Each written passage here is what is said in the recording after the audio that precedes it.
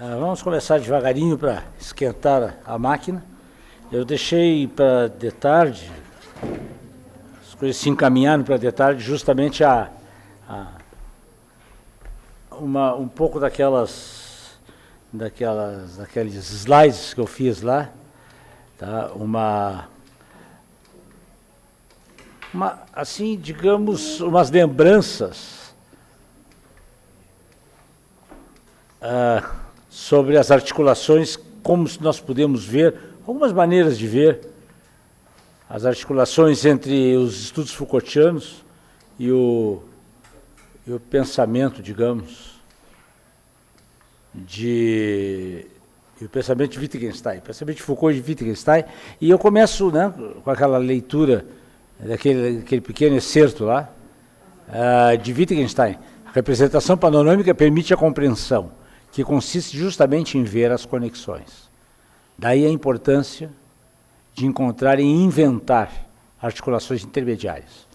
Já comentei de manhã, não se trata simplesmente de encontrar, mas de inventar possíveis articulações intermediárias. Isso eu acho que a partir daí, desse ponto, nós podemos fazer uma mini taxonomia das articulações. Algumas são necessárias, né? Por exemplo, nós vamos compreender Foucault na medida em que conseguimos conectá-lo, articulá-lo, por exemplo, com Nietzsche. Isso é bem conhecido de todos nós. Há articulações possíveis. Não são necessárias, mas são possíveis. Algumas são improdutivas, muitas são possíveis, mas criam, acho, poucas ou inexpressivas possibilidades. Mas as articulações que eu acho que são possíveis e produtivas para os dois lados, ou para um lado apenas aquilo que a gente chama usos ou aplicações. Para os dois lados, talvez seja o caso dessas tentativas que eu já venho fazendo desde 2000, 2002, entre Foucault e Wittgenstein. E tem algumas articulações que são talvez impossíveis, ou que não fazem sentido, não levam a nada, são talvez artificiosas, pelo menos da maneira como são feitas, porque eu já vi articulações nonsense, feitas entre 2 ou 3 autores, que, feitos por outros autores, se mostraram até produtivas. Então, aí isso não é uma classificação assim estrita, não tem uma pretensão muito rigorosa, mas é só para fazer esses lembretes. E para aquilo que eu falei outro dia, eu acho que não foi aqui, eu acho que foi lá em Itatiba que eu falei, de um primeiro momento em que eu ensaiei umas aproximações entre Nietzsche e Wittgenstein, que eu chamei Alavancas para Pensar a Diferença. Um texto que eu mandei, eu acho que foi depois que eu mandei para Alexandrina. Isso aí eu comecei com essa coisa em 2000, 2002, e eu me lembro que alguns colegas do campo dos estudos Foucaultianos achavam isso meio estranho, especialmente um deles, por quem eu tenho grande apreço, e ele me dizia, uma pessoa que se conhece muito bem Foucault, e que dizia assim, mas Foucault vem de uma tradição, enquanto que Wittgenstein vem de uma tradição completamente diferente, e daí e tal. Bom, depois eu fiquei muito contente, porque eu encontrei, eu acho que foi no número 12 ou 13 da revista Foucaultian Studies, encontramos ali um dossiê especial dedicado às possíveis conexões, uns 10 trabalhos, 10 artigos, as possíveis conexões entre Foucault e Wittgenstein, que fazem algumas coisas muito interessantes e muito produtivas, não sei se para Foucault e não sei se para Wittgenstein, mas para quem estuda esses autores.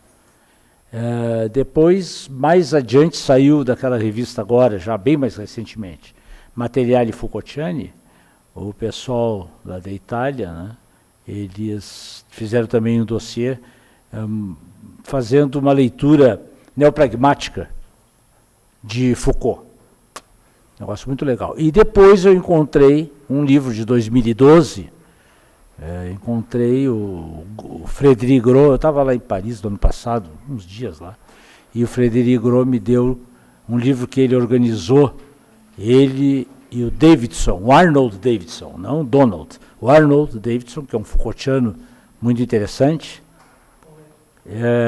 e que eles organizaram o que se chama Aproximações Possíveis, Foucault e Wittgenstein.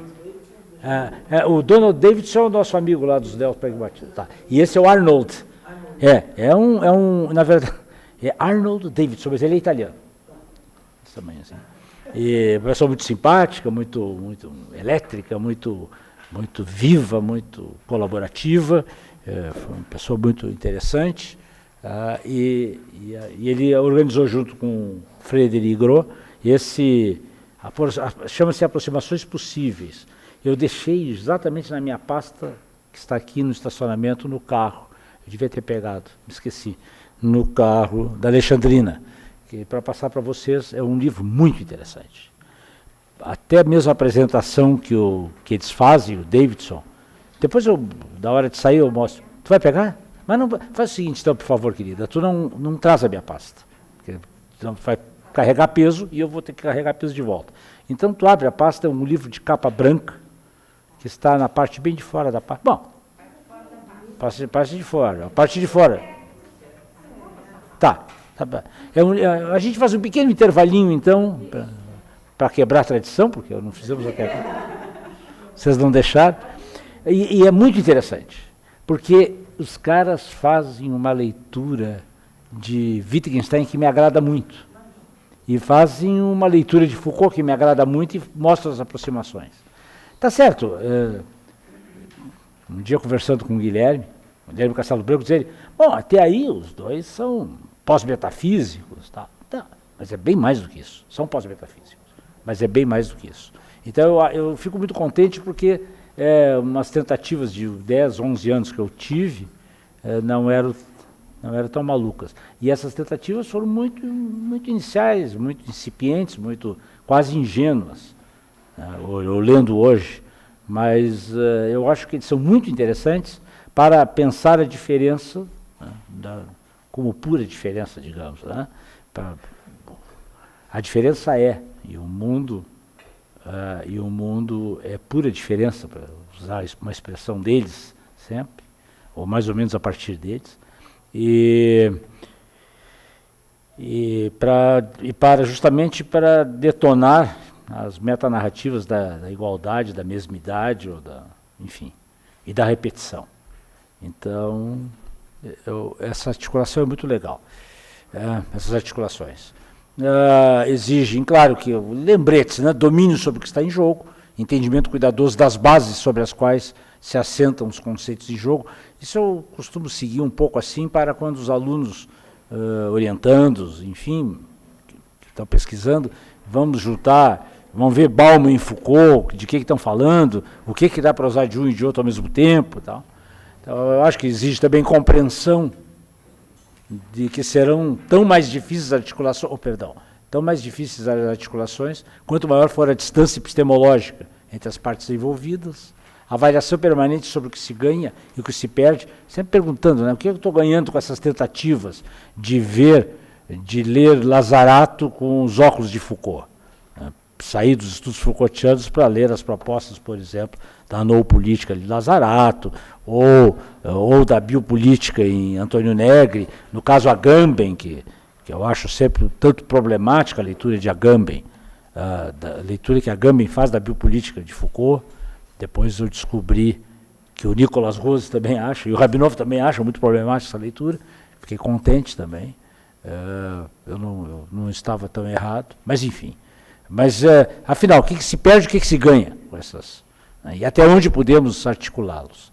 Uma disposição para enfrentar a desconfiança, isso é pessoal minha, né? Tem que ter uma disposição para enfrentar, porque a gente já trabalha com esses campos, como a gente vem dizendo todo esse tempo, né? Esses campos que são, esses autores que são meio outsiders, meio limítrofes, são tão móveis, né? Então já enfrentamos a desconfiança. Aí a gente vai juntar dois deles, a desconfiança parece que potencializa ou a indiferença ou até rejeição por parte das igrejas, né, que se construíram em torno das e até em cima das partes envolvidas. Gostemos ou não, há uma igreja de Foucault, há uma igreja, como há uma igreja de Marx, como há uma igreja de Descartes, como há os igrejeiros, né, que procuram fixar o sentido desses autores. Então, procurar articulá-los leva aquilo, por exemplo, que eu estou me lembrando de um colega num simpósio dos nossos colóquios internacionais, Michel Foucault, não sei se o Silvio, que sempre participa, estava junto, um dos que aconteceram aqui aconteceram dois, aqui na Unicamp. Num deles, um colega terçou armas violentas contra a leitura que Deleuze faz de Foucault, naquele livro que Deleuze escreveu em 1985, em homenagem ao amigo morto. Então, eu acho essa coisa que o Deleuze teria uma leitura, esse colega tentava mostrar que era uma leitura errada de Foucault. Eu acho essas coisas essas coisas não me atraem, né?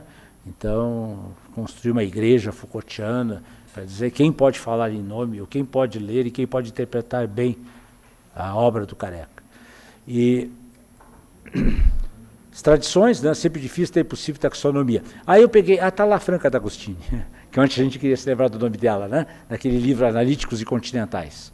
Eu acho que nós podemos tentar essa impossível taxonomia que ela tentou, e ela divide na introdução do livro, daquele grande livro dela, Analíticos e Continentais, ela divide a filosofia contemporânea, as filosofias talvez contemporâneas, em 5 categorias. E aí eu lendo aquilo ali, eu não consigo botar... E ela diz que essas categorias são difíceis, são superpostas, e ela mesma diz que, citando explicitamente Foucault, ela diz que nessa categorização que ela faz, ela tem dificuldade de colocar Foucault. Nesse sentido, uma categorização mais simples, eu acho que o Guilherme Castelo Branco fez um trabalho que ele chama, não é também invenção dele, eu suponho, mas que eu acho que serve a partir dessa proposta que ele faz de dividir essas tradições contemporâneas, já são tradições, alguns falam em analíticos e continentais, tá? Ele fala em metafísicos e pós-metafísicos. Tá? É só para... Nesse caso, Foucault e Wittgenstein estão entre os pós-metafísicos. Foucault e Wittgenstein são pós-metafísicos, ou pelo menos não metafísicos. Até esse pós-metafísico pode parecer meio estranho, talvez não metafísicos. Foucault e Wittgenstein afinam-se com o neopragmatismo, sem dúvida. E aí, lembrando para vocês os 3 nãos do neopragmatismo. Tem um livro do Benilton Bezerra Júnior, que ele organizou, que trata dessas questões de uma forma muito aguda, muito clara, muito didática, que são os 3 nãos do neopragmatismo. Não ao fundacionismo, não ao essencialismo, e não ao representacionismo, consequentemente, não ao realismo, né? Porque o representacionismo ele é assumido só quando eu assumo o realismo. Se eu desmancho com o realismo, eu desmancho com o representacionismo. E vice-versa. Não fundacionismo, aquela ideia de que não há ganchos no céu, para usar uma expressão do Hort, né? E nem âncoras na terra. Aí eu dei exemplos do multiculturalismo radical, não essencialismo, porque não há nada não relacional, portanto a coisa em si não faz sentido. Consequentemente, a pergunta o que é mesmo isso não faz sentido. Uma tentativa de responder a uma pergunta que não faz sentido leva ao mal-estar, né, da filosofia. Não o representacionismo e realismo, não interessa o que estiver fora do entendimento humano. Lembrando aquilo que a gente viu hoje de manhã, aquela discussão que rendeu bastante, de que a realidade pode ser entendida como uma materialidade a qual se dá um sentido, e esse sentido é atribuído pela linguagem, sem esquecer que a linguagem, ela própria, já é materialidade. Portanto, isso tira a força, né, que o realismo tem para as filosofias metafísicas. E o representacionismo tem, né, naquilo que o Roberto Machado chama da descendência, né? Do mundo das ideias para o mundo das práticas, esse mundo imperfeito, e o mundo das sensações, daquela doutrina, né, platônica dos dois mundos. Então, o Roberto sempre chama a atenção que a filosofia foi vista, né, nesse entendimento doutrinal de Platão como acesso ao mundo das ideias, e a representação foi entendida, na maioria das vezes, como a descida, né, como a volta da ideia, a volta do mundo perfeito para o mundo da vida, digamos assim. Então, caindo o realismo, cai o representacionismo e vice-versa. Bem rápido, a impossibilidade radical de uma taxonomia suficiente, né? Aquela coisa de estabelecer o que pode ser chamado de taxonomia suficiente, ou seja, aquele sonho moderno cada coisa no seu lugar, cada lugar com a sua coisa, aquele ideal, por exemplo, que na biologia se manifesta com Linneu, né, com a classificação binominal, com a taxonomia, que não é a taxonomia chinesa, mas que é a taxonomia ocidental, que seria uma taxonomia suficiente. Quanto mais a gente avança no conhecimento biológico, mais entra em xeque a possibilidade de uma classificação binominal de Linneu. As zonas cinzas, zonas de transição, são indefiníveis, né? E tem uma discussão sobre isso que o Feyerabend faz, quando ele diz, né, nós sabemos o que é noite e o que é dia, mas não sabemos quando um começa, quando o outro termina. Não há o limite. O limite é sempre uma construção que a gente faz, e a partir de fazer essa construção, nós então imaginamos que a taxonomia esteja no mundo, e não seja uma coisa colocada por nós do mundo.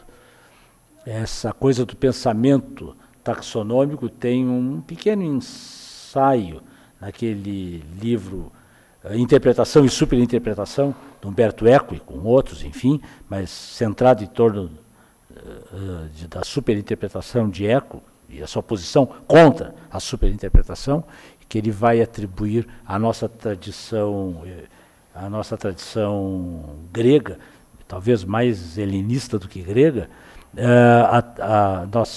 o nosso entendimento que os gregos tinham da importância dos limites. E a importância dos limites por uma consequência, não sei se é consequência, mas relacionada, articulada a importância dos limites com a própria estrutura política do Estado grego, da cidade-Estado grego. Quer dizer, quem é grego, quem não é, o que está fora da cidade, o que está dentro da cidade, tal. O pensamento grego se constitui espacialmente, acreditando que há limites estritos.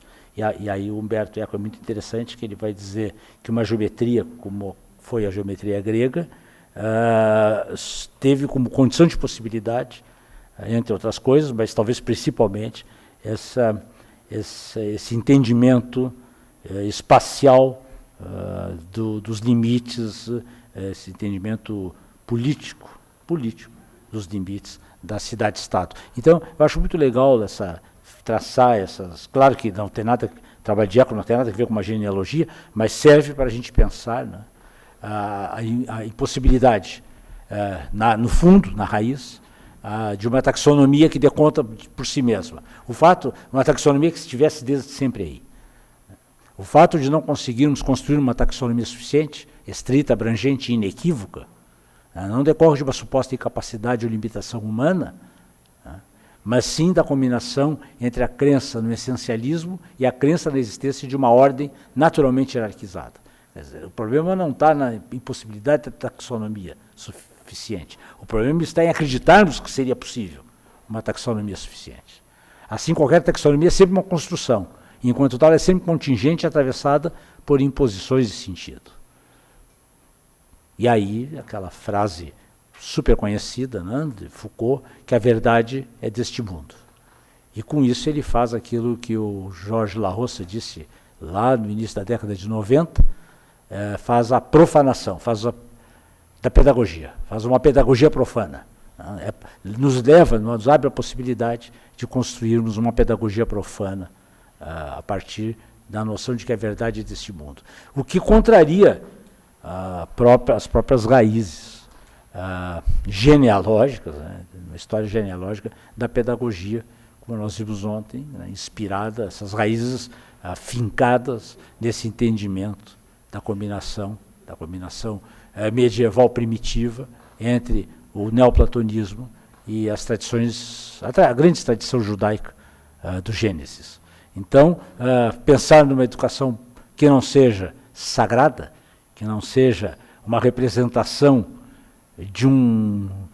uma representação de um caminho prático para um caminho prático e teleológico para uma melhora do homem, para uma maioridade ou para um estágio superior, mais humano do homem. Pensar numa pedagogia que não seja isso fica extremamente difícil. Ontem eu ainda citei os esforços não sei se são esforços, a palavra talvez não seja a melhor, e eu até peço que ele possa me ajudar, do Silvio, por exemplo, né?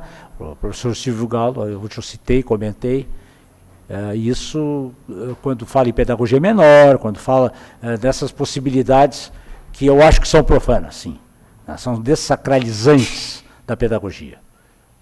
E a própria identidade como uma invenção. Quer dizer, a identidade não é algo que esteja dado para nós, mas é uma construção que tenta caminhar na contramão da diferença para procurar digamos, ou classes superiores que definem o que é determinadas identidades, ou procurar as semelhanças de família, para falar com Wittgenstein, a partir dele, dos elementos que compõem aquilo que a gente chama uma identidade. Nós podemos ler a identidade como a expressão de um guarda-chuva comum a todos os elementos que estão naquele subconjunto, ou podemos imaginar a identidade definida não por um guarda-chuva, mas pela impossibilidade de um guarda-chuva, nós chamarmos de identidade as condições, esse prefixo idade que a gente ainda discutiu ontem, né? As condições em que o idens se dá para nós na medida em que nós ligamos os elementos desse subconjunto por suas semelhanças de família. A identidade familiar é uma coisa bem clara, né? Não existe uma identidade familiar que seja comum a todos os membros da família, mas nós sabemos que aqueles membros da família partilham de uma mesma identidade, então que essa identidade se dá no horizontal e não de cima para baixo. Isso é a própria noção de semelhança de família, né? Semelhança de família, a própria noção de Wittgenstein. Isso aí é tudo muito rápido, né? Esse entendimento da linguagem como essência, a linguagem é uma coisa opaca, a linguagem representa a coisa, né? Representa a coisa. A linguagem é o espelho da natureza, para usar a metáfora do Hort, e com a virada linguística, a linguagem como instituidora. Aqui tem umas anotações lá sobre as cores, né, de Wittgenstein. Assim, eu gosto muito daquela, né? Aquilo lá é metodologia da pesquisa, primeira, né? Falar em metodologia da pesquisa nesse sentido, já começar compreendendo que não basta aprender o que se tem a dizer em todos os casos do objeto, mas como devemos falar dele. E aquela frase de Nietzsche, que eu acho sintomática, a maior inimiga da verdade não é a mentira, mas é a convicção. A pessoa que tem convicção já está contra a verdade. Porque a verdade, se sua inimiga, não é a mentira. Aliás, a mentira é a grande amiga da verdade. Porque a coisa é verdade porque não é mentira. A mentira, ou o falso, se vocês quiserem, está no regime de verdade. Isso é interessante, né? Porque parece assim que o que é falso está fora do regime de verdade. Não, pelo contrário. É como aquilo que falamos hoje de manhã, né? O anormal está na norma. É o caso da norma, é previsto pela norma, é necessário para a norma. E o anormal é necessário para o normal. De onde tira-se aquilo que eu comentei, que Foucault chama da inclusão excludente. Nós precisamos incluir o outro para mostrarmos a nós mesmos que nós não somos o outro, para mantê-lo na exclusão. A noção bacheladiana de regionalidade da epistemologia, vocês veem, vem de Bachelard, que não tem nada a ver com esses caras aí, quer dizer, nada a ver, quase nada. e o princípio cunhando da inseparabilidade entre método e teoria desuniversalizaram os conceitos de método e de teoria, na medida em que, respectivamente, método e teoria são sempre referentes a um campo de saberes ou estão sempre circunscritos a algum paradigma. Essa noção que vem, eu acho que talvez principalmente de um estruturalista como Thomas Kuhn. A verdade naquele dicionário Wittgenstein isso está muito bem explicado. A verdade no Wittgenstein 1, do Tractatus, é aquele sentido que ele dá, que eu não sei se é sentido, mas aquela frase lá é dele. A verdade é a correspondência estrita entre o dito e a realidade. A realidade está lá e o que eu vou dizer da melhor forma. Quer dizer, uma posição bastante positiva, né, de entender a proposição e o fato. E o Wittgenstein 2, ele vai falar em teoria da redundância. Eu não sei se ele usou essa expressão, mas essa expressão é do dicionarista.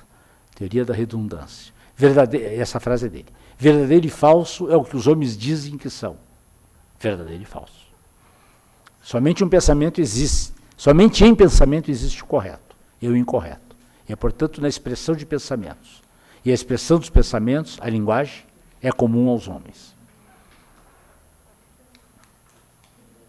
Só para comparar, essa passagem ali que é super conhecida, né, de Nietzsche, né, Batalhão Móvel de Metáforas, é super conhecido, super citado, né, e eu acho que é interessante. A maior inimiga da verdade, eu botei de novo lá. E a convicção mata o pensamento. A convicção é o fim da história, para quem é convicto. A convicção mata o pensamento. Eu acho essa frase de Nietzsche, eu devia estar entre aspas, porque essa frase é de Nietzsche. A convicção mata o pensamento. Que tem aquela correspondência em Derrida, né, quando ele fala sobre o cartão, que eu gosto muito também, aquela passagem, está lá na gramatologia, quando ele fala que... Sim. Não, tá boa? Tá lá, professor, é por conta do sol aqui. Ah, do sol aqui, tá. Aí a câmera fica... sim, não. Está muito escuro para quem está assistindo o stream. Não, me deixa no escuro. Não. Você vai cá um pouco. Vai. Tá bom assim? Melhorou, será? Tá, obrigado. Tá bom? Não sabia. Obrigado. Não, tá. Não posso ficar no escuro, parei. Afinal, luzes. Não, luzes. Ideias claras e distintas.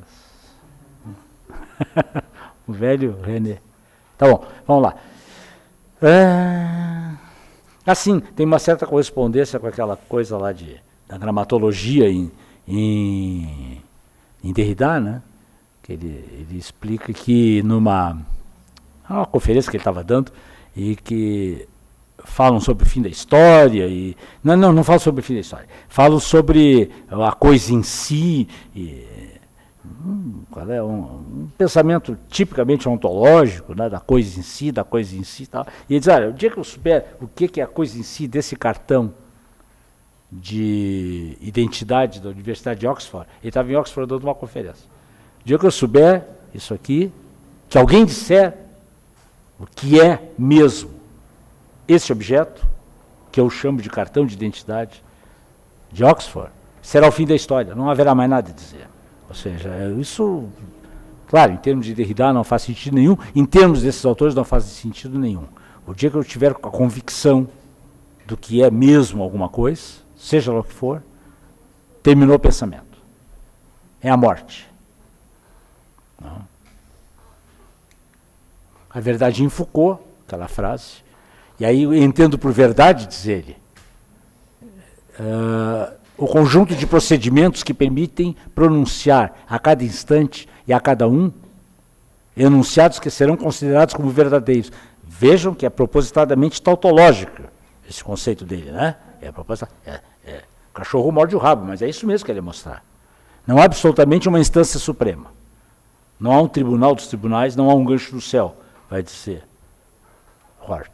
A disposição disciplinar é uma espécie de sistema anônimo que define um domínio de objetos, um conjunto de métodos, um corpus de proposições consideradas verdadeiras, um jogo de regras e de definições, de técnicas e de instrumentos. Essa coisa muito prática, né? Essa vontade de verdade apoia-se sobre o suporte institucional. É ao mesmo tempo reforçada e reconduzida por todo um compacto conjunto de práticas. Isso é no Governo dos Vivos, o curso de 80.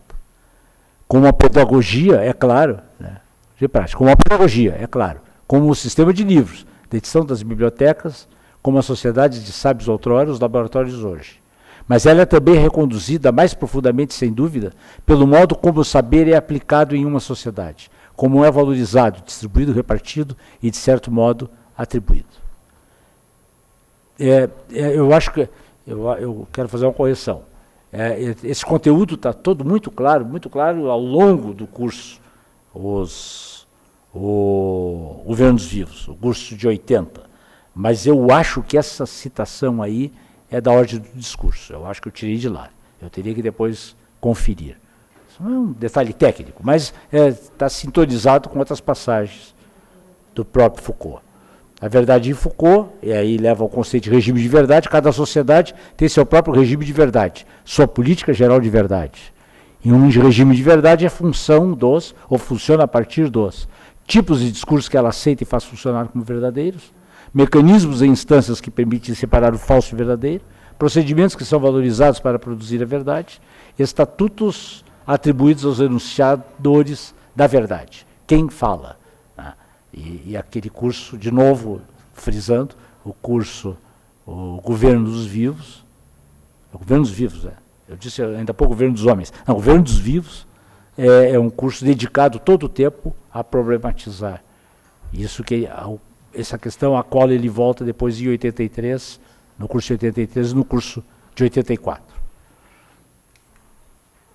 Os deslocamentos, a separação entre o verdadeiro e o falso, modelo, um lembrete para vocês, né? Modelo grego antigo, o ligado explicitamente ao poder de quem enuncia e às condições de enunciação, que é, por exemplo, o caso do sétimo severo, que nós comentamos de manhã. Depois o modelo grego clássico, que é o modelo filosófico. O primeiro é um modelo muito mais político. O primeiro é o modelo de Édipo, da verdade de Édipo, né, que casou com a mãe e matou o pai. E quem diz aquilo, e as condições de quem diz aquilo, que tem tudo a ver com quem não responde a Édipo, mas leva Édipo a descobrir a sua própria origem e descobrir a si mesmo como fonte da peste que se abateu sobre Tebas. Então, esse modelo grego que está explicitamente ligado ao poder. O modelo clássico já é filosófico, já é um modelo platônico, ligado implicitamente ao poder. Claro, que está ligado ao poder de quem fala, ao poder de quem diz, mas se baseia muito mais, não na condição de enunciação, mas sim no conteúdo do enunciado, na lógica do enunciado e da racionalidade que é atribuído ao enunciado.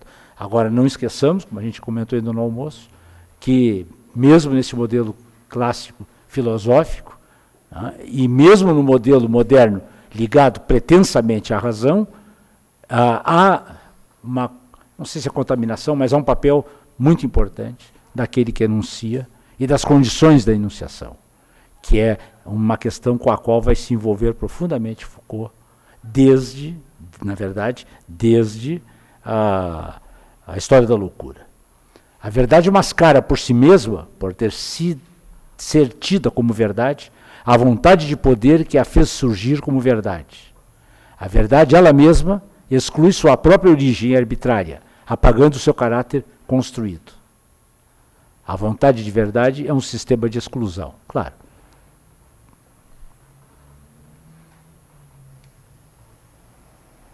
Um modelo moderno da veridicção científica, que é ligado pretensamente à razão, quer dizer, uma ênfase total à racionalidade, a dar razões partilhadas de uma comunidade linguística, digamos, é que a verdade mascara por si mesmo, aquilo que eu li antes, seu caráter de sua origem arbitrária, o caráter construído.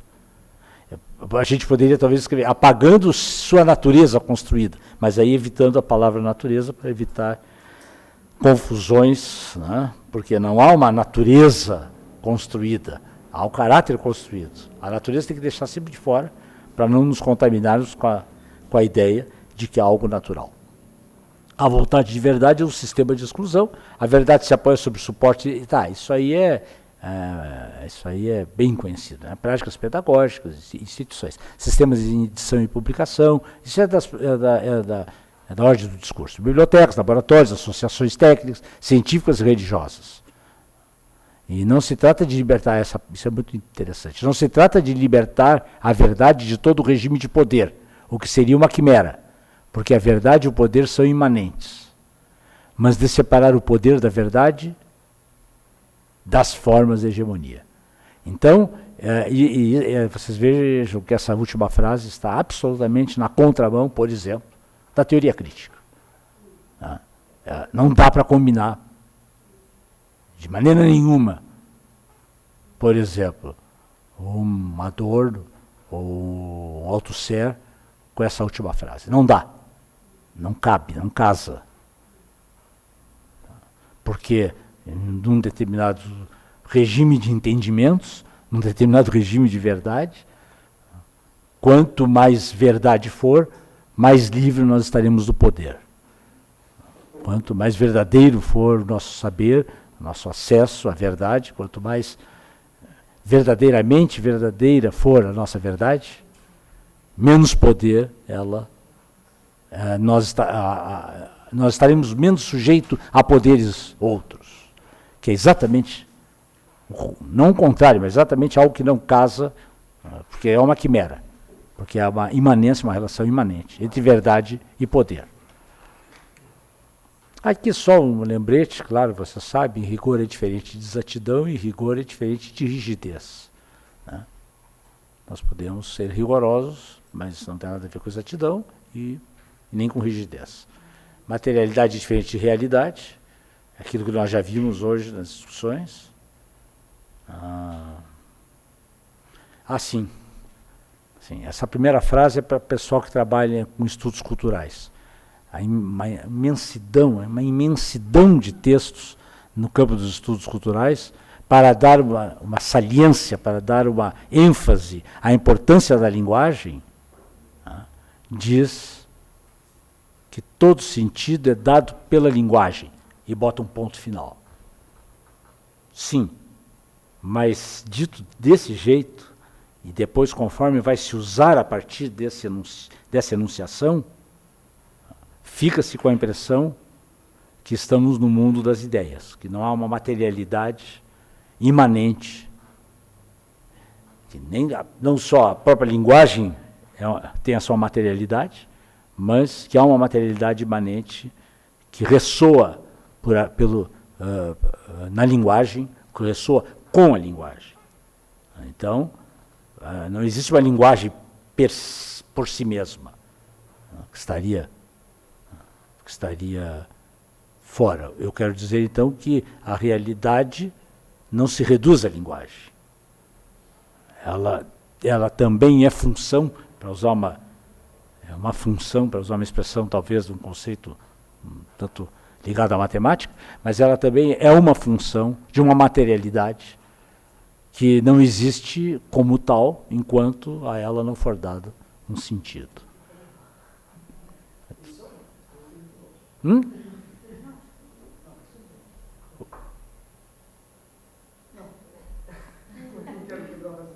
Tá. Assim, a materialidade com relação com a linguagem imanente. Desse modo, a própria linguagem é também da ordem da materialidade. Aquilo que nós vimos de manhã, linguagem, liberdade, leituras e realidade. Assim, peguei algumas coisas, inclusive, tem de colegas aí, a outra tem do Círio Poccetti, que eu gosto passagens dele ali, ainda que a semântica nunca seja extensional, aí é coisas da Mary S., dessas coisas, inclusive do pessoal lá os caras lá de Edimburgo, do construcionismo social, né? O dado é um limite para o dizível e, consequentemente, para a leitura. Isso é um negócio bem complicado. Isso aí não há nenhum acordo. Eu estou dizendo o que eu li de muitos autores e naquilo em que eu acho que vale a pena acreditar, ou levar a sério, enfim, ou usar, né? Ou seja, é aquela noção de que não é possível dizer qualquer coisa sobre alguma materialidade. Tem uma passagem lá no Stuart Hall, por exemplo, estou falando em relação ao pessoal que trabalha em estudos culturais, que vai comentar que são impossíveis infinitas leituras, né, sobre qualquer coisa. E isso é lido muitas vezes, eu acho que não pelo Stuart Hall, mas é lido muitas vezes como é possível qualquer leitura sobre qualquer coisa. Então, isso agora é Wittgenstein. Para além da materialidade com sentido, está a metafísica. E a metafísica não nos interessa. Essa frase é das investigações filosóficas, assim como está escrita. Cuidado com a falácia da livre leitura, a minha leitura. Essa é a minha leitura, né, de Foucault. Essa é a minha leitura de Deleuze. São possíveis infinitas leituras com sentido. Mas isso não significa que seja possível toda e qualquer leitura que faça sentido. Afinal, infinito não é a mesma coisa que todos. Infinito é diferente de todos.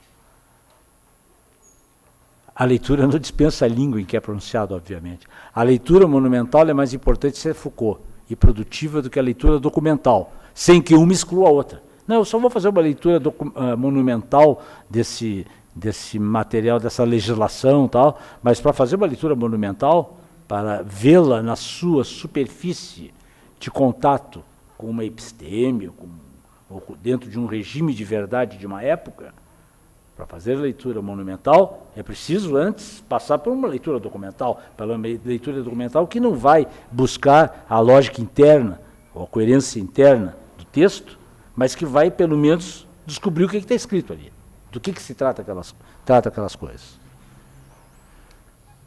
O princípio da ideia interincompreensão. Essa é Dominique, é nome de mulher, mas é homem aí. Dominique Menguenot. Princípio da interincompreensão. Toda leitura interpreta os enunciados originais, segundo a semântica global daquele que lê, de modo que o lido é sempre um simulacro. Naquele livro sobre Foucault, sobre análise do discurso em Foucault, que o Dominique escreve, está traduzido para o português, é um livro muito interessante. As linguagens são sistemas que sempre deixam resíduos, ou seja, são sistemas insuficientes. Isso é do Ciri Pocente. A linguagem é ao mesmo tempo o lugar de inscrição da subjetividade e o lugar de sua redução, também é do Ciri. Também agora o Michel dissertou e o Dominique, um texto deles. A linguagem constrange, mas não absolutamente. Sempre há espaço para agência. Logo, o sujeito não é nem completamente livre, nem completamente assujeitado. E agora o Bakhtin. O signo não reflete a realidade, mas sim a refrata. Afinado com isso. Aqui, filosofia como realidade, conhecimento sobre a realidade, a relação entre sujeito e objeto, e a filada filosófica, que vai falar filosofia como conhecimento linguístico da realidade, porque é a linguagem que institui o sentido das coisas, é a linguagem que institui o sentido, como nós compreendemos o sentido do mundo. A diferença. A pós-moderna descobriu que tudo é diferença. O que chamamos de igualdade e mesmidade são invenções epistemológicas que contornam ou diminuem a dispersão e possibilitam pensar. Assim, inventamos critérios de semelhança e agrupamos os semelhantes, a fim de fugirmos da dispersão e facilitarmos a memória. Tem uma questão de memória aí, que é o que os autores trabalham. Aquele Antônio Damasio, por exemplo, vai falar sobre igualdade, sobre diferença. E ele, por exemplo, ele tem essa noção de que os nossos sistemas de classificação são facilitadores da memória. Nós agrupamos não só para dominarmos a dispersão, mas ao fazer isso nós facilitamos a memória, porque nós pensamos categorialmente. Mesmo que seja uma taxonomia chinesa, a gente pensa por categorias. A escola moderna inventou o currículo como um grande artefato que coloca ordem na diferença. Agrupa, hierarquiza, normatiza, compara e avalia.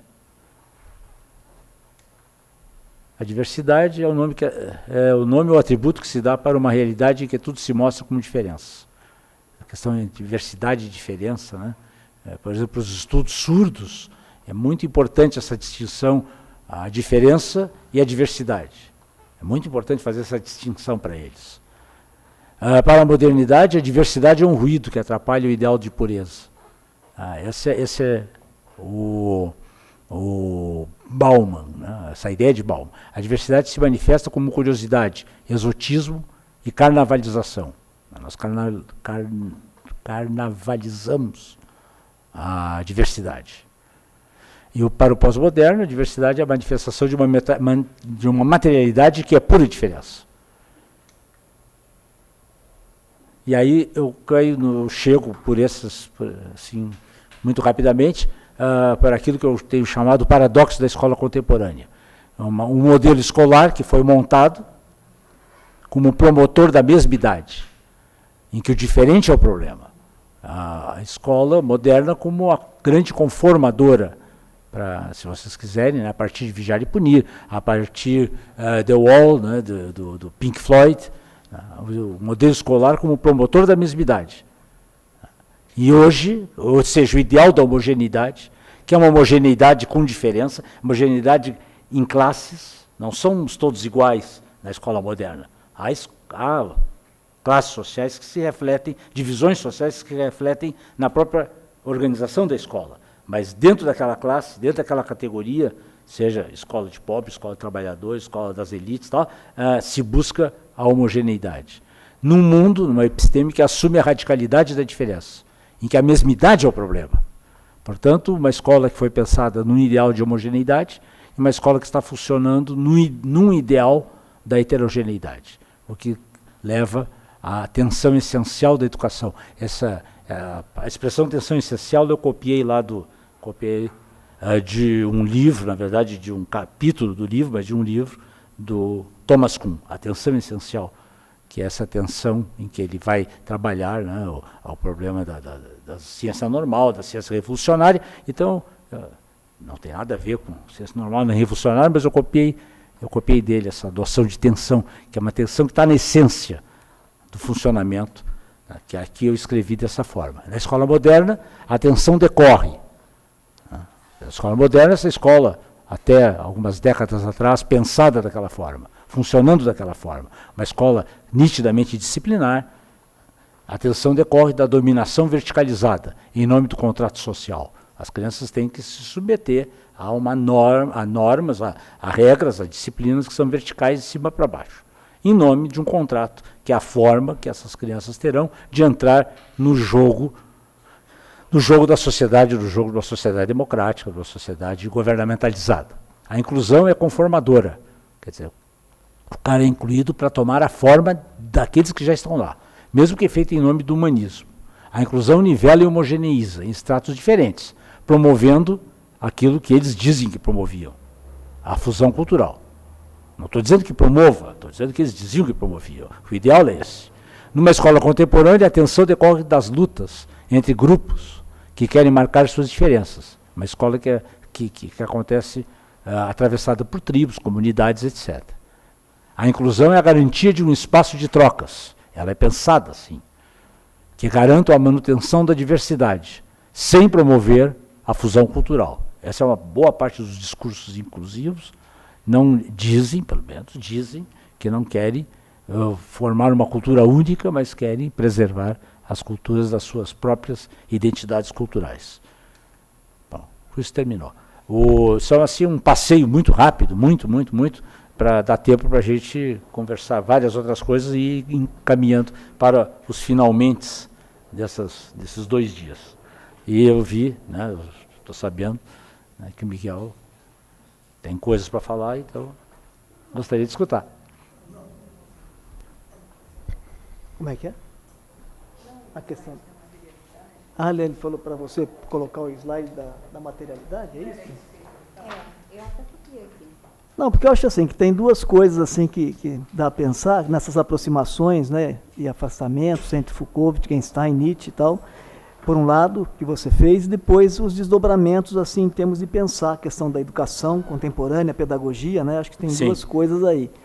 Eu acho que tem uma coisa que é central. Eu acho que tem 2 noções centrais que eu pego em Wittgenstein, que é a noção de jogo de linguagem, a compreensão que a gente possa ter disso, né?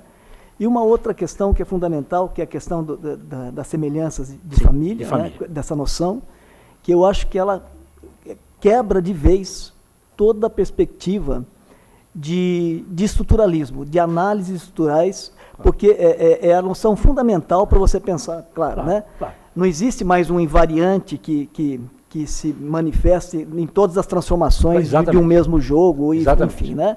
Então não há nada mais que permaneça. Mas, por outro lado, embora não haja nada mais que permaneça, os jogos não são incomensuráveis, né?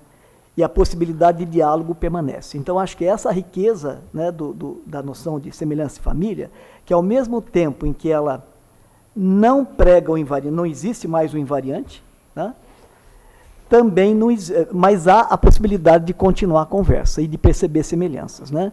Então, por aí eu acho que é fundamental. Por outro lado, a própria noção de jogo de linguagem, dependendo do modo como a gente compreende, eu acho que é aí que entra a questão do nosso discurso, que ainda tenta separar, de um lado, materialidade, de outro, a linguagem. E mesmo quando a gente fala assim, a linguagem é material, né, a gente continua falando, de lado lá está a experiência e do lado de cá está a linguagem. Né? Não estou dizendo que você disse isso, mas eu acho assim, a possibilidade de entender o jogo de linguagem como jogo de cena e de ação corporal. Claro. E aí o nosso corpo, o corpo humano, né, que é a linguagem, e não existe nenhuma possibilidade de qualquer jogo de linguagem fora do corpo humano, seja a fala humana, vibração de cordas vocais, vibração gramaticalizada, e daqui a pouco a gente vai voltar, né? Os gestos humanos, eles podem ser caóticos, mas os gestos dentro de um jogo de linguagem são gestos gramaticalizados. Claro. Né? E volta de novo a questão Então a questão que se coloca é, quando se entende o jogo de linguagem como jogo de ação, ou como jogo gramaticalizado de ação, isso rompe qualquer possibilidade de uma separação radical entre linguagem, experiência, linguagem e materialidade. Né? Ao mesmo tempo que nós estamos negando a materialidade do mundo, claro, etc. Por isso a imanência, o caráter imanente dessa relação. Mas é só assim, quer dizer, quando eu digo assim, isso daqui é amarelo, não haveria possibilidade de entender o amarelo fora de uma gramática das cores. Claro. E é nesse sentido que, quando fala de uma gramática dos jogos, enquanto que não se confunde com lógica, né, e com racionalidade no sentido que a gente tem tomado, ou entender que a gramática é sempre lógica clássica ou qualquer tipo de lógica que se tenha construído a posteriori, mas a gramática enquanto um conjunto de regras que orientam o sentido das nossas ações. E aí o pragma, por isso que essa possibilidade de aproximação entre pragmatismo, neopragmatismo, né, e Wittgenstein, né, ou as leituras neopragmáticas do próprio Wittgenstein, a começar da leitura do Hort, por exemplo, do Wittgenstein, eu acho que passa um pouco por aí. Então, para mim, a questão de práticas culturais e entender as práticas como ações e não como lugar, né, não é uma noção topológica de prática, né? O topos aí não passa, a gente sempre entende prática como oposto à teoria, ou então prática como lugar para onde se vai, né? Pôr a mão na massa, aquelas coisas todas. Né? Não é nesse sentido. Está lá fora.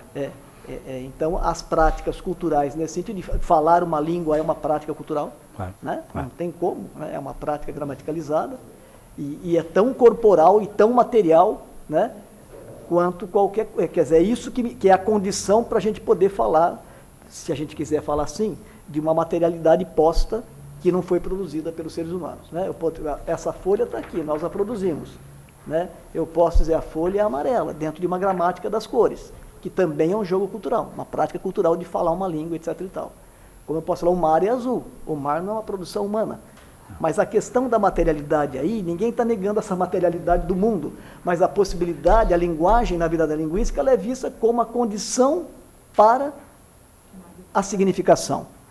Então, nesse sentido, quando você falou lá da significação, como é que foi? Que os significados... Materialidade é uma materialidade com sentido. Assim, há uma materialidade cuja relação com a linguagem é imanente. Mais adiante? Bom, enfim. Né? Não. Antes da materialidade, Isso. Isso. Peraí, Marquinhos. imagina.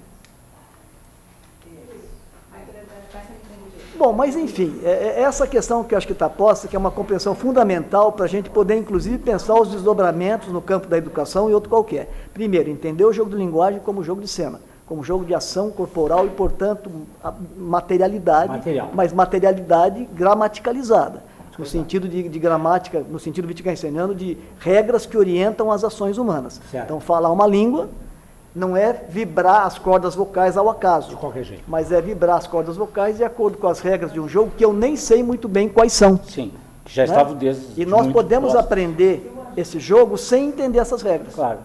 Tá? Ok? Então Sem, a questão da sem saber aprendizagem. usá-las, sem saber sim, que são regras. Evidentemente. Quer dizer, a gente aprende a falar a língua, ninguém vai para a escola para poder falar a língua Claro. portuguesa. Nós aprendemos. Né? E também não precisamos ter ciência, agora a palavra de novo complicada, consciência dessas regras, ou ter ciência das regras, para poder falar o jogo. Não. Para poder jogar esse jogo. Claro. Então é nesse sentido que eu acho que essa compreensão é fundamental, né? Claro. Para se entender a virada linguística, e depois a questão das semelhanças de família, que é a possibilidade, né?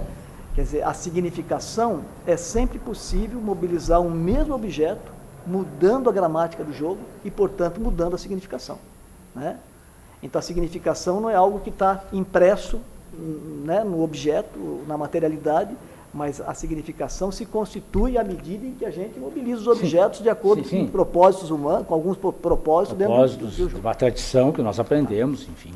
Agora, Só mais... Aí termino. sim, eu tenho uma coisa que eu As quero implicações disso, algum dos desdobramentos disso, que quando você começa a falar, na possibilidade, o que significa a pedagogia profana. Não vou discutir na perspectiva do La Roça, mas assim, a própria possibilidade de se pensar esse campo complicado que sempre, né, a pedagogia, que sempre se volta para o ser, para um indivíduo, eu, né, ou está na perspectiva, né, da formação de acordo com a perspectiva cristã, enfim, né? Mas a pedagogia nunca se conseguiu fazer um outro discurso que não fosse uma pedagogia do eu, na verdade, né? Então, o desafio da profanalização, digamos assim, da pedagogia, para mim é o mesmo desafio que está no sentido assim da possibilidade de construir pedagogias pós-estruturalistas, num certo sentido, e também, agora vou usar de novo, pós-humanistas. Não são mais pedagogias humanistas, mas também não são pedagogias desumanas, não é nesse sentido, Não. ok? Mas esse pós entendido não como, né, é o desafio que está de retirar do eu, essa construção linguística chamada eu, ela não está nem no início do processo, nem durante, nem no final. sim. É na perspectiva. Aí o desafio para mim. O desafio é maior. É que as pedagogias não humanistas seriam pedagogias dos jogos de linguagem, né? Da problematização dos jogos de linguagem. Então, elas incidem sobre os jogos de linguagem. Então, é uma possibilidade de pensar em um desdobramento possível a partir dessa compreensão que a gente tem, inclusive dessas aproximações que você está tentando fazer, né, entre Foucault, Nietzsche, Wittgenstein, porque eu acho que são três pensadores que dão margem para a gente poder pensar nesse sentido, nessa perspectiva. Né? Sim, bom, se eu compreendi bem, uma das coisas que eu acho que é interessante, né, é profanar a pedagogia. Eu estava pensando, eu não estava pensando, eu aprendi com La Roça pensar a profanação da pedagogia como tirar dela esse caráter transcendental, esse caráter de ser um caminho para a verdade, um caminho para o melhor, um caminho para o futuro melhor, de reduzir a pedagogia. Isso significa ir na contramão da própria gênese do pensamento pedagógico, da própria gênese da pedagogia. Da própria gênese, porque ela foi... E qualquer apropriação liberal, neoliberal da própria pedagogia. Da própria pedagogia. Claro, vai na contramão disso. Claro. Mas o que tu está dizendo eu acho que vai mais embaixo um pouco ainda. Porque o que eu estou dizendo pode ainda manter o eu, pode manter o sujeito. Uma pedagogia endereçada para o sujeito. Mesmo que não seja um sujeito agora pensado sagradamente, mas é constituído. Né? Agora você está pensando uma coisa semelhante ao que algumas pessoas falam na terapia, na psicoterapia neopragmática, que não se trata propriamente de uma terapia do sujeito, do paciente, mas uma terapia da linguagem onde esse paciente está imerso. Isso, uma perspectiva wittgensteiniana mesmo. Wittgensteiniana, claro. A própria terapia da filosofia como terapia, como terapêutica. Então, eu acho que isso é muito interessante. Acho que isso é um desafio que vai, mas eu acho que é mais radical do que uma proposta de uma pedagogia profana desenvolvida pelo Jorge lá no Pedagogia Profana. Tá? Então, eu acho muito bom, porque acho muito interessante, porque não só ataca o conteúdo, digamos assim, do platônico, profundamente platônico da pedagogia moderna, mas ataca, mais do que isso, ataca também a centralidade do sujeito como objeto dos fazeres pedagógicos, para dizer assim. E qualquer possibilidade de doutrinação, de uma pedagogia doutrinadora, Claro. né? Colonizadora. Colonizadora, claro, claro. Aí, claro. E aí é o desafio do que seria essa terapia dos jogos de linguagem, que não Isso, é mais, isso. ela não visa pelo menos a esse tipo Isso. né, de manipulação, digamos, do sujeito, seja ela intencional ou não. Nem no claro. sentido da doutrinação. Né? Nem da dominação, nem do sentido ruim. Não, nós estamos deixando essas avaliações de lado. Mas, agora, essa noção, né, de que... quer dizer, esse lembrete que tu fazes, para mim, é muito importante. Lembrete é uma lembrança pequena, é uma lembrança mesmo que tu fazes, que vocês estão fazendo, que é da pedagogia foi criada, né, pensando no sujeito, no eu. Claro, isso tem a ver com ontem nós conversamos sobre isso, tem a ver com o próprio programa de instauração de uma outra realidade no mundo, que não é a realidade sagrada e mágica da Idade Média. E o vácuo deixado por isso vai ser ocupado por um humanismo, por um homem, por um sujeito, e a invenção do próprio sujeito moderno. Sim, e num certo sentido, a raiz de toda a escola, De toda a escola. baseada no mérito. Exatamente. Mérito pessoal. Mérito pessoal, claro. Bom, isso de num ponto. E um outro ponto que eu queria também sublinhar, se tu me permites, nunca é demais. E tu fizeste essa operação e eu quero voltar a ela. Essa operação de ver nos jogos de linguagem uma saída, no jogo de xadrez é o rock, né?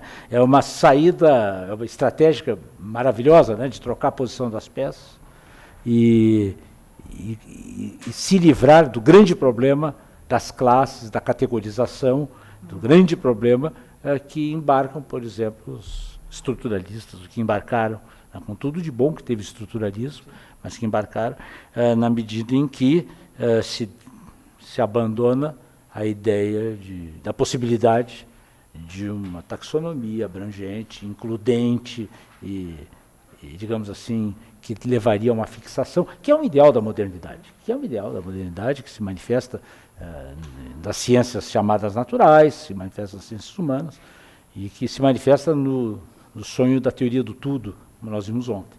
Quer dizer, os jogos de linguagem não estão atrás de uma teoria do tudo, pelo contrário, atrás de mostrar como se dão os elos, como se dão as aproximações por família, por semelhança de família.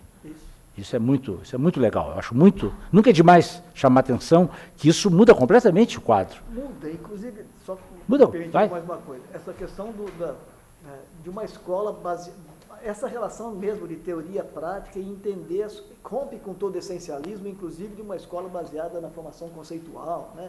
Sim.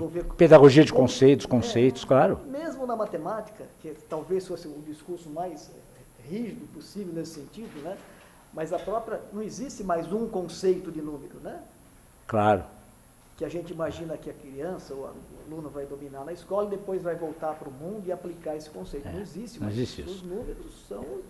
Eu não sei se a matemática é o melhor. Eu acho que os saberes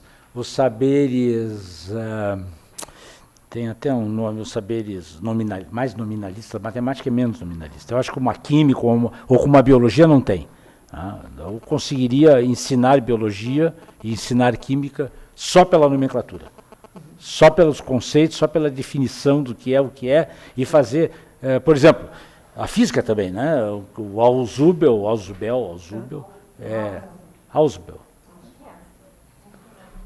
o Marco Antônio Moreira, que é o grande cara que trabalhou, que trabalha com Ausubel, ele diz Ausubel. Então eu suponho que seja, porque ele conhece o cara pessoalmente, então deve ser Ausubel.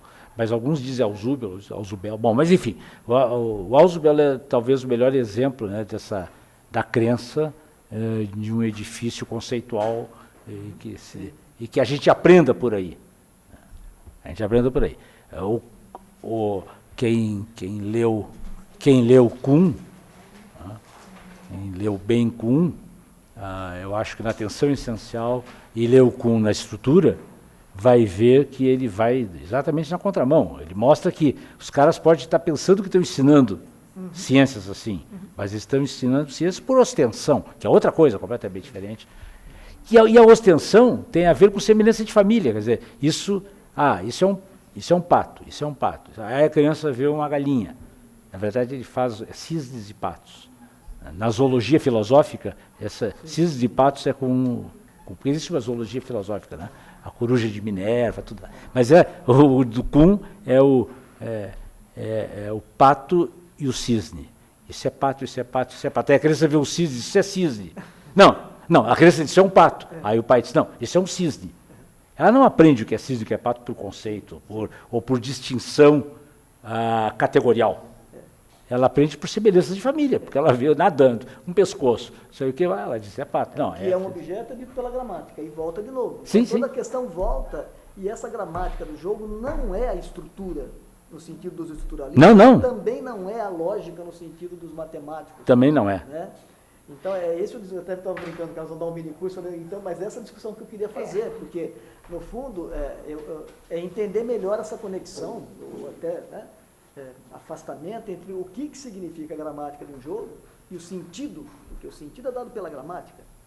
E a cada mobilização do jogo, dentro de uma gramática diferente, muda o sentido, muda o significado. E aí, então, a questão de você assimilar a gramática do jogo, a ideia de estrutura dos estruturalistas, para mim não cabe. O primeiro Wittgenstein, sim, era um estruturalista. É um estruturalista, claro. Aliás, toda a forma que ele usa no tratado, isso é a forma estruturalista. Estrutura lógica da 1, 2, 1, 3, 2, 1. Agora, o jogo já não é mais. Não sei, Denise, que também tem estudado mais isso, como é que pensa isso também?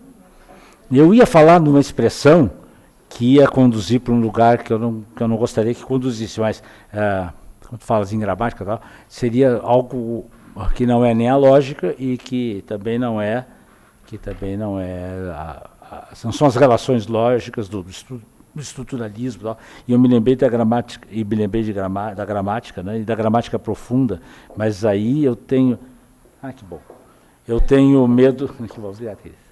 Eu tenho medo que, né, a questão da gramática profunda, eu tenho medo que caia lá para o lado de Chomsky e tal, e aí mela tudo, né? Então, melhor deixar a palavra profunda de lado, porque nem sei se é profunda, a gente que acha que está mais embaixo, né? Mas está aí, está circulando entre nós aqui, sim, essa gramática. E mais assim, isso também desconstrói um pouco a ideia, né?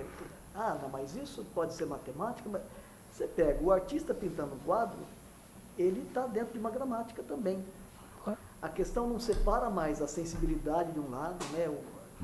E o racional do outro. Né, razão e sensibilidade. Artístico, digamos, se você puder falar assim, claro que não são, né? Você não vai comparar, por exemplo, a gramática de um jogo, né? Como o número lá que está na carta do CEP, né? Para eu entender o significado, e o artista quando pinta o quadro. Sim. Então, nesse sentido, é possível que existam jogos que orientem inequivocamente as ações humanas e as ações do corpo humano, e outros jogos que não têm essa pretensão. Né? E todos são importantes no mundo onde nós vivemos. Quando você pega o seu celular e liga e sabe que ao teclar aquele número vai chegar exatamente lá na pessoa com quem você quer falar, isso é possível graças à gramática de um jogo. Né? Claro. Que não é a mesma, evidentemente, né, do artista que está pintando um quadro. Claro. Não se vê submetido a isso.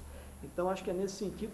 Por isso que eu perguntei de manhã, que é uma curiosidade minha também, porque eu não tenho uma leitura nisso, mas o que seria o agramatical, né? Lá no Foucault de Deleuze, né? Lá no último capítulo ele está falando, ele volta para Nietzsche, fala do super-homem, ele lança a ideia da gramaticalidade. A gramaticalidade. No Wittgenstein eu consigo ver assim, nem todo jogo é gramaticalizado. Então ele pega lá, tem uma bola, eu passo a bola para a Denise não sabe se volta a bola para mim, se passa para ela, se põe no chão. Tá? Então é um tipo de jogo de linguagem onde não existe uma gramática que oriente os sentidos, ok? Sim. As minhas ações. Sim. Né?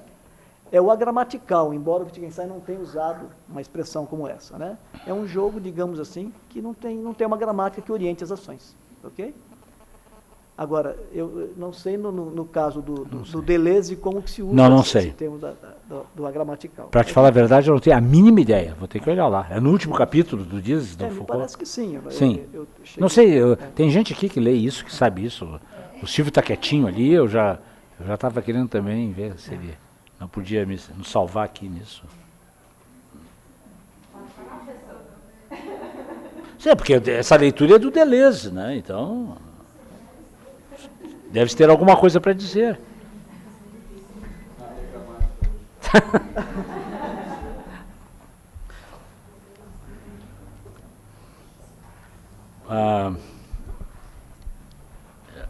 Bom, chamasse a atenção para 2 pontos, né? Essa questão da centralidade no sujeito, numa pedagogia do eu, e a questão da semelhança de família. Eu acho, até te agradeço essa importância. Essa importância.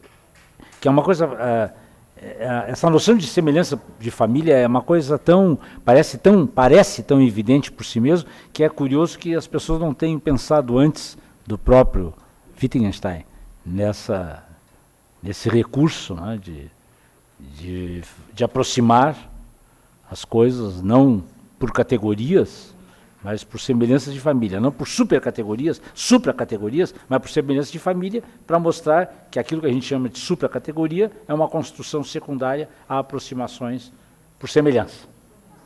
Você fala que foi o Nietzsche que usou essa expressão pela primeira vez? Nietzsche usou, mas não, digamos assim, que me conste, né, eu não vi nunca em Nietzsche isso tematizado, mas a noção de semelhança de família, e vejo que ele estava vivendo num século das classificações das doenças, da loucura muito forte, da classificação binominal de Linneu, era o tempo, e da classificação das classificações químicas, o pensamento classificatório, que ao longo do século XIX adquire toda a sua força, e ele vai na contramão disso, vai dizer, as classes são construções. Mas de onde que se constroem as classes? Como que se aproximam as coisas? As classes não estão dadas antes, depois a gente aproxima. A gente aproxima, e aproxima sem classe, sim, por semelhança de família. Foi Nietzsche.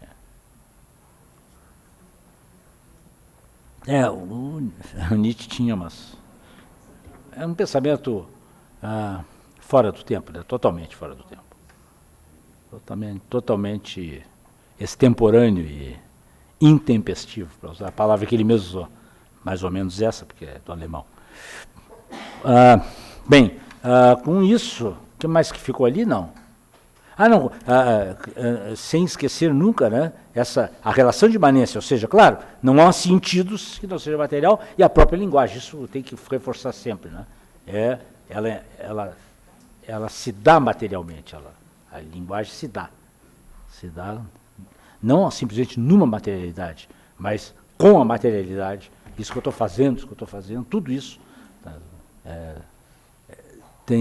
linguagem. São manifestações linguageiras. A possibilidade de experiências fora da linguagem. Claro que nós sabemos todos que essa não é uma questão tranquila. Não é uma questão. Nós estamos todos de acordo, aqui, acho eu. Mas não os filósofos da linguagem, nem todos. Não, estão tranquilos. Eu não sei se a música é uma linguagem. Ela pode ser usada linguisticamente, isso é outra coisa. Eu não sei se a música é uma linguagem.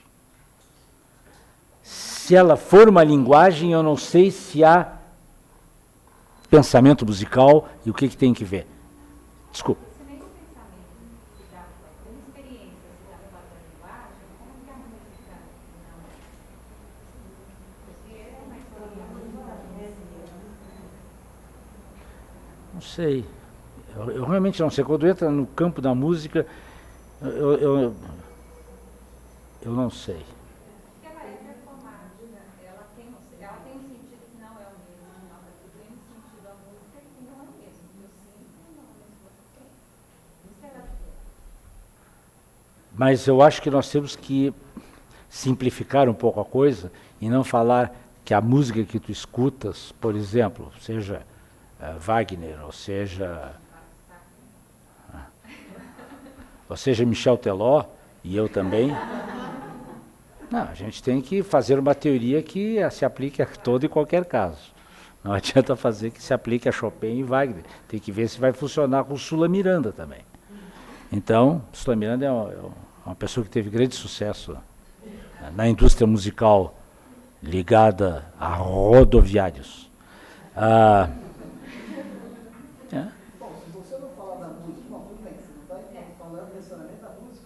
A música estruturada, isso. Não. Mas ouvir a música, Manifestação musical. mas também tem uma gramática. Eu tenho, é aquela que você está falando, meu amigo que você vai ajudar.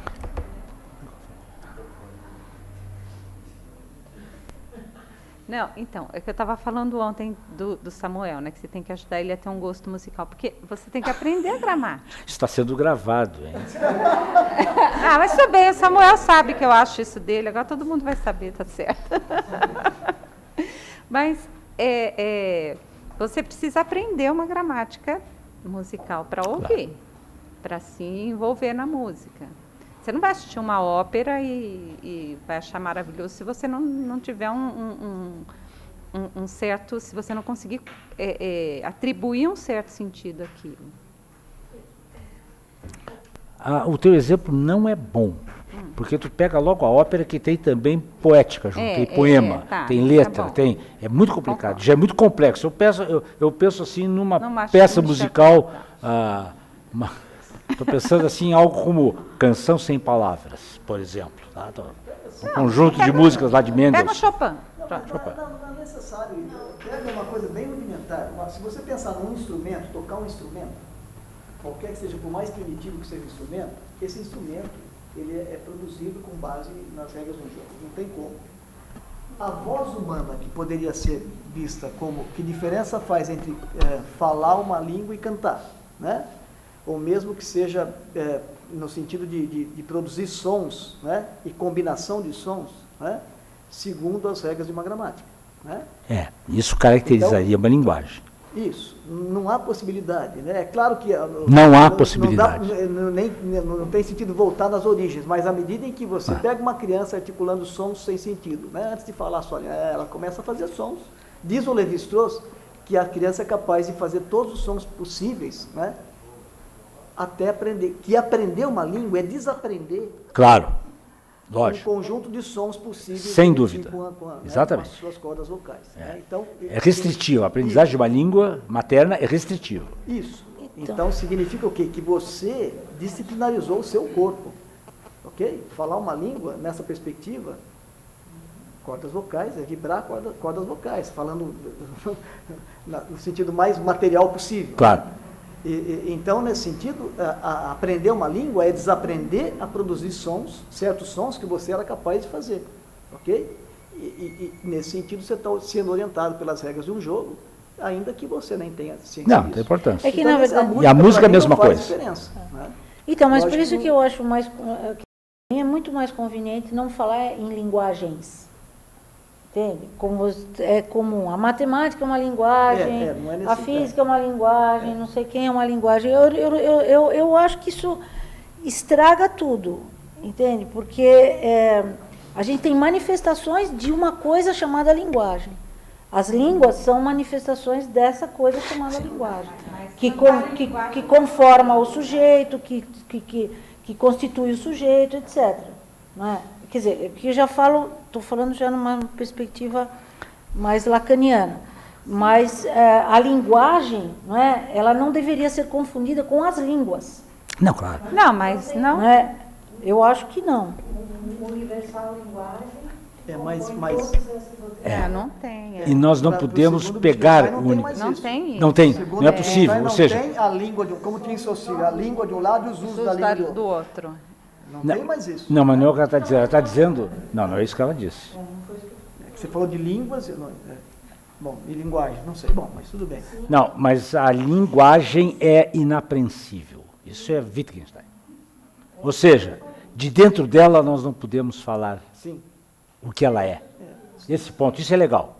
Eu acho que isso é interessante.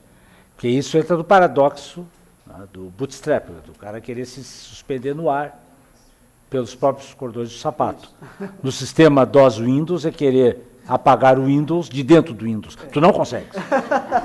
Porque mesmo que tu mandes desinstalar, ele vai no DOS, ele desinstala pelo DOS. Isso é muito interessante. Então, por isso que eu não gosto de... Me incomoda, na verdade, ouvir que a matemática é uma linguagem, não sei o que é uma linguagem.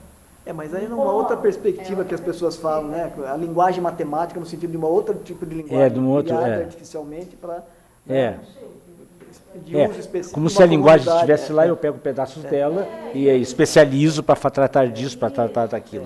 Isso não soa bem, de maneira nenhuma. Mas eu coloco essa coisa da música porque, de fato, isso me atrapalha bastante. E eu acho que para a gente pensar melhor, a gente deve abstrair essas manifestações da música mais complexas, da música ocidental, da música romântica, da música contemporânea, da música chamada erudita, e entrar, quando eu falo em Michel Teló, eu falo propositadamente, porque está muito mais próximo dessa música mais primitiva, é uma palavra, mas dessa música mais elementar, é difícil também, não é elementar, mas essa música mais de raízes, que tem muito mais a ver com o barulho que a criança faz. E quanto mais próxima a esse tronco de onde sai o som e a música, mais fácil as pessoas compreendem. E quanto mais rítmico, por exemplo, e ritmo repetitivo, mais facilmente entra nos ouvidos, mais facilmente é aderido por digamos assim, por ouvidos. Tem que ter muito cuidado. Eu ia dizer menos educados. Não, mas é isso mesmo, menos conduzidos para uma diferenciação da música. Essa distinção entre falar uma língua e cantar, fazendo sons, ela é cultural, não tem como, não existe, é como Voltaire falava assim, a pintura, a escrita é a pintura da voz, né? Uma coisa interessante, né? Para fazer uma analogia entre o que é escrever, né? A pintura da voz é boa. Você não está pegando sinais gráficos caoticamente, não. Né? Na prática da escrita, na prática cultural da escrita. Você está transferindo, né? Para... Mas, na verdade, visualmente, quer dizer, se eu estou pintando um quadro, se eu estou escrevendo, lógico que tem as diferenças, mas, enfim, as regras do jogo não são as mesmas, mas são jogos orientados por regras. Nesse sentido que a distinção possível também é uma distinção cultural. Né? Sim. Dos significados possíveis entre uma coisa e outra. Né? Bom, mas enfim, é um ponto de vista que eu acho que é possível pensar a partir do que Wittgenstein coloca e de uma certa compreensão. Sim. Né, sim. Da ideia de jogos de linguagem. Claro. Claro. Eu não sei, tem algumas coisas pequenas aqui que me lembrei, que outras pessoas me falaram. Depois tinham me encomendado também uma caracterização da anarqueologia, que é aquela expressão, mas já fizemos hoje de manhã isso.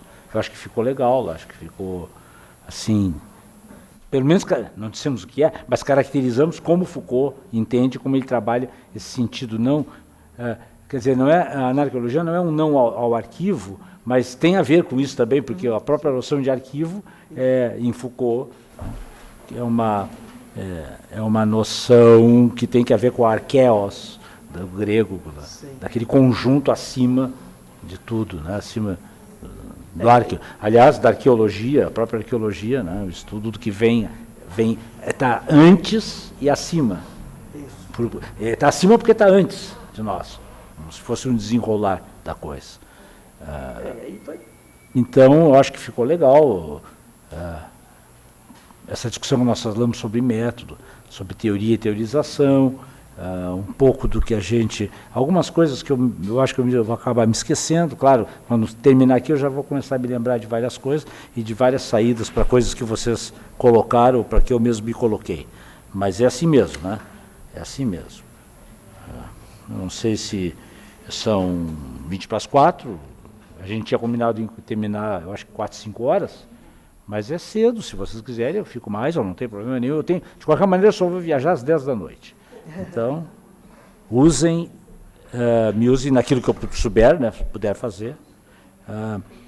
Eu tinha que falar um pouquinho mais sobre o site, sobre o site Foucault Italy. Sim, conversando com o professor Silvio Donizete de Oliveira Galo, hoje na hora do almoço, ele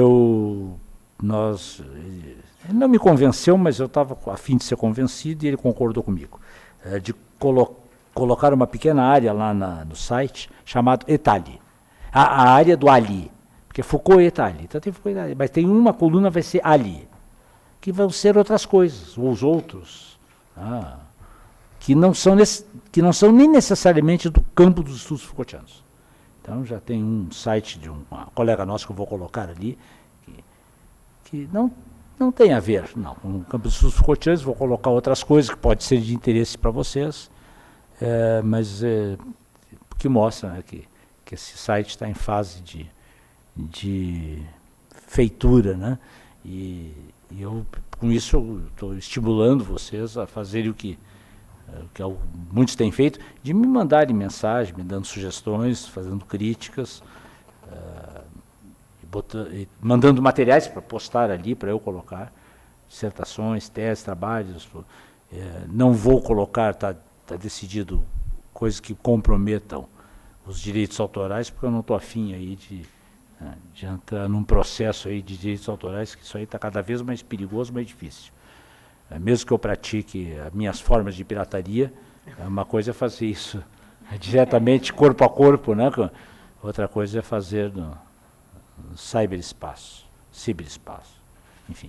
Então, mas vou acrescentar já nesse fim de semana o Ali, os aliens. Não sei, eu acho que é aliens. Não Ali, porque já é Foucault e Italy, talvez aliens. Fica legal, aliens. Aliens é uma expressão, não é da língua portuguesa, pode parecer meio... Porque é ser Foucault e companhia. Mas aí estaria meio liberal demais, meio... não, sempre vai ter problemas, né? Aliens. Ali só. Tá. Tá, então vou botar ali. É de alienígenas, claro. Sim. Ali, claro. É o nominativo, plural. O primeiro dinheiro que eu ganhei na vida foi dando aula particular de latim. Com isso todo mundo fica com certeza que eu fui padre ou seminarista. Não tive nada a ver com isso. Nada, nunca. Mas dei aula de latim um bom tempo. Estranho isso. E gosto até hoje. É muito estranho, né? O que você fica rindo de mim aí? Tu sabe disso, já sabia dessas bobagens. Mas é verdade. Aula de latim, imagine. Tá bom.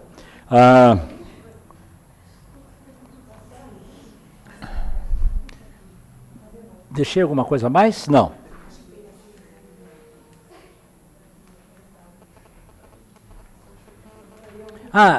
Tem uma brincadeira que eu faço, o recurso que eu uso, que eu lanço mão, de um recurso na matemática, do campo da matemática, quando eu vou explicar, várias pessoas aqui já ouviram isso, eu acho, que eu vou explicar a diferença entre eu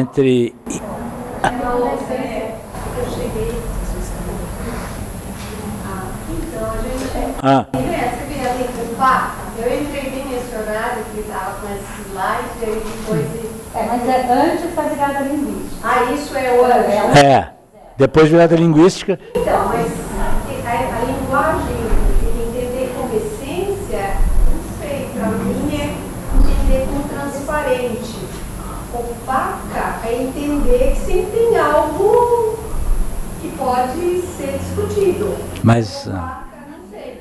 não, mas é assim que eles dizem. É assim que eles dizem, porque é assim que diz Foucault, pelo menos nas palavras e as coisas. É lá que ele fala assim, porque é opaca porque ela é a coisa, é o sentido ontológico que se dá à palavra. É o que explica, por exemplo, entre outras coisas. Eu vou dar um exemplo. Por exemplo, 2 pontos. Na língua portuguesa, a sinonímia para uma palavra como cachaça, olhem lá no Aurélio, nesse ponto melhor que o Wise. É mais de uma centena de palavras para cachaça. Para diabo, são as 3 grandes palavras da língua portuguesa. Cachaça, diabo e vagina. No caso do diabo, no sentido que dizer a palavra diabo ou demônio traz a coisa. A própria palavra, ela é opaca, ela está ali, ela é opaca porque ela é não simplesmente uma palavra, mas ela é o diabo feito palavra. Tá, ele está ali, por isso que ele opaciza a palavra. Essa palavra não remete ao diabo. Essa palavra é o diabo. Portanto, nós temos ele, danado, demônio, tinhoso, capeta, coisa. Aliás, coisa também é para vagina. É interessante. Ela na vagina. Ela, a perseguida. É muito interessante. Porque tu não vais dizer a coisa, não porque tu tenhas vergonha de dizer a coisa em família, mas dizer a coisa suja a boca. Menino, não suja a tua boca com um nome feio. Porque a coisa é o nome. E o nome é a coisa. Por isso que Foucault se refere, quando ele está discutindo lá Port Royal, naquela parte da linguagem, nas palavras e as coisas, ele vai mostrar isso, que é a própria coisa. E daí vem as palavras mágicas, porque a palavra carrega força. Abracadabra, por exemplo, a reza. Quando tu rezas, tá. E a representação ou refrata, como Bakhtin diz, ou é o espelho. Que a palavra representa a coisa, portanto, ela não é opaca. A palavra não é a coisa, mas ela traz a coisa de outro lugar para o meu pensamento. É por isso.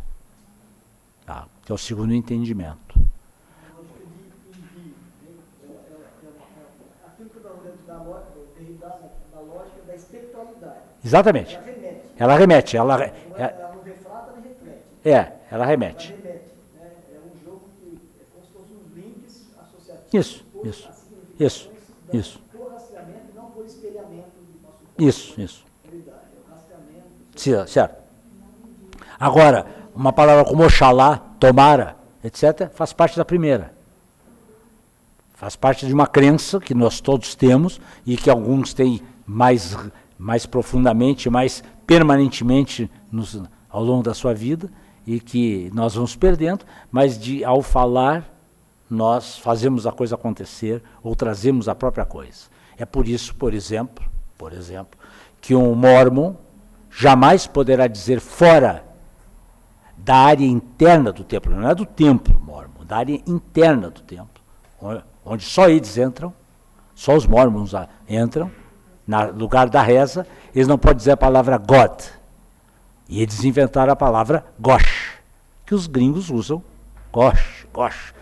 Os mormons usam sistematicamente, porque não usarás o meu nome em vão, a não ser num lugar onde tu vais, mais ou menos isso que está escrito, onde tu vais te comunicar comigo, que é o templo.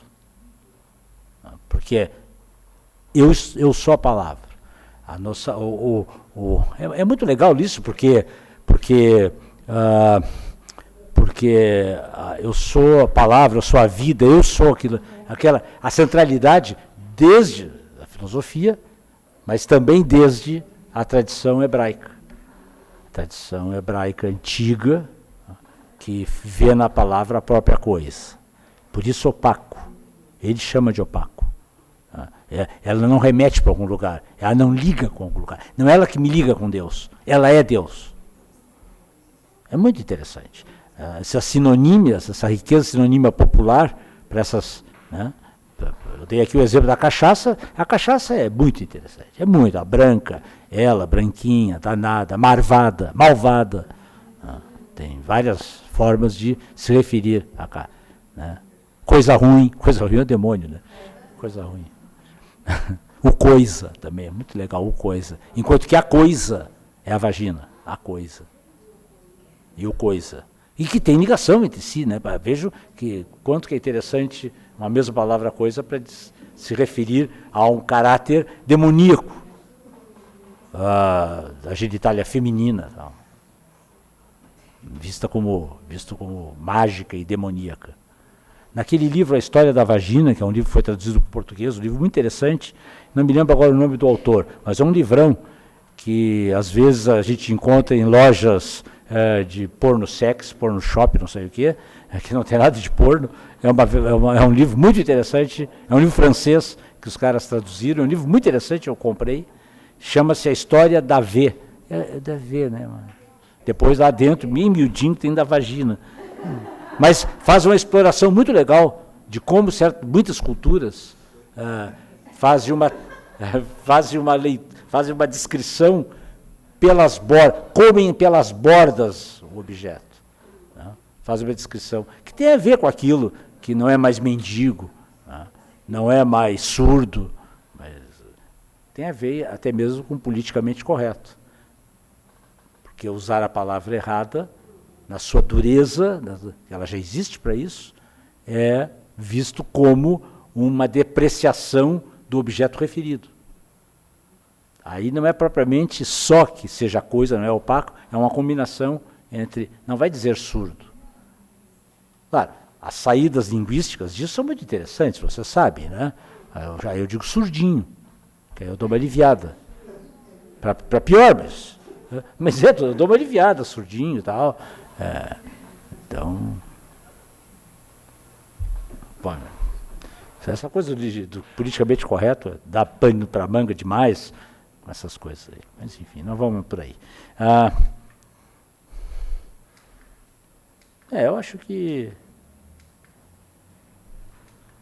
eu recomendo esse número especial dos Materiali Foucaultiani, essa revista, dos Foucaultian Studies, e desse livro organizado pelo Frédéric e pelo Arnold Davidson.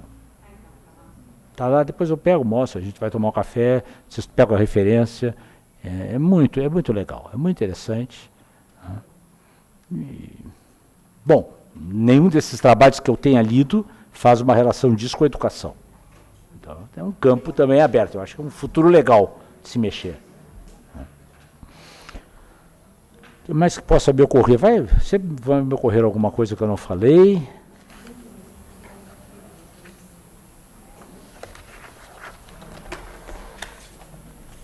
Deixei de comentar alguma coisa que vocês têm encomendado para mim?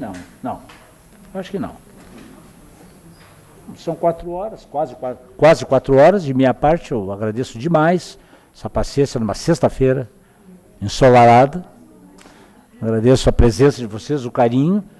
Agradeço todas as gentilezas que vocês fizeram comigo. Todas as brincadeiras que tornam a nossa presença, o nosso convívio, né, muito mais leve. Eu sempre me dou muito bem quando venho aqui. Sempre me dou muito bem. Tenho vários amigos aqui, alguns amigos extremamente profundos, extremamente leais e uma amizade muito boa, muito antiga. Me sinto muito bem e me coloco à disposição de vocês, pela internet ou pessoalmente. Uma colega vai para o colóquio lá do SBES, né, do seminário, seminário, de Estudos Culturais e Educação, e vai trazer então os textos, né, que eu tenho e que eu recebi, ou que eu baixei, ou que eu pirateei, enfim, que possam ser úteis para vocês. As bibliotecas, principalmente a Biblioteca Foucault, tem uma biblioteca de filosofia antiga, por exemplo, Platão completo em edições bilíngues, edição em espanhol, edição em inglês, tem os pré-socráticos, tem, enfim, tem Aristóteles completo, é uma biblioteca muito grande. Vai dar ao todo 20 GB, mais ou menos, de arquivos. Ela traz e vocês depositam aí. E é uma biblioteca dinâmica, porque está aumentando a todo momento. Tem filosofia moderna, e tem uma parte lá do Edgardo que é sobre cozinha gaúcha também. Dele, né? Porque ele que é argentino, sobre churrascos e coisas. Eu não vou fazer uma seleção disso, vem tudo, porque senão vai me dar muito trabalho. Porque são milhares de livros e textos. E tem um texto tem um site que está referenciado no Foucault Italie, tem um site que tem mais ou menos 10 mil livros disponíveis. Se são legais ou não são, não sei. Não fui eu que botei lá, estão lá à disposição. É um site russo. Site russo. Tem um negócio. É ponto .info, né? Ponto .info. É, isso mesmo.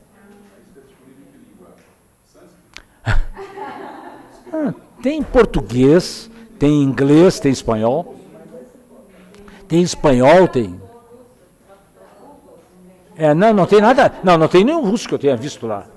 Não tem nenhum. O site é russo, porque está sediado lá na Rússia, mas é outro cara que botou lá. É impressionante, é impressionante. Nós baixamos completo. Porque distribuímos a tarefa, um ficou com a letra A, outro ficou com a letra B, são mais de 10 mil títulos. Não, e tem de tudo, claro, né? Tem de tudo, tem até Paulo Coelho, tem.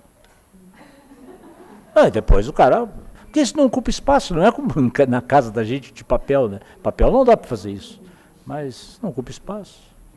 Tudo em PDF. Recentes.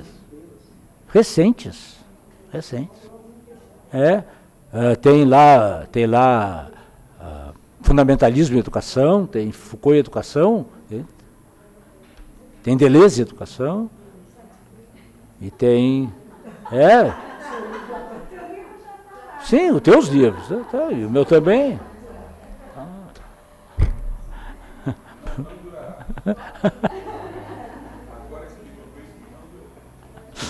Mas...